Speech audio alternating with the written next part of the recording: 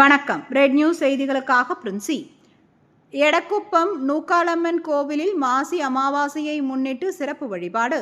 ஏராளமான பக்தர்கள் பங்கேற்று அம்மனை வழிபட்டு சென்றனர்.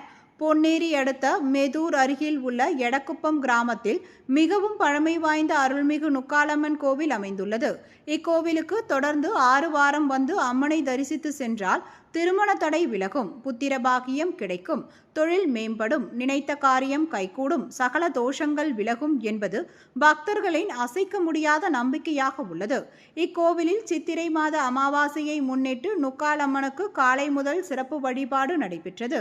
இதன் ஒரு பகுதியாக மாலையில் அம்மன் ஊஞ்சல் உற்சவம் நடைபெற்றது. ஜெகஜோதியாக ஊஞ்சலில் வீற்றிருந்த நுக்காலம்மன் பக்தர்கள் தாலாட்டி வழிபட்டனர்.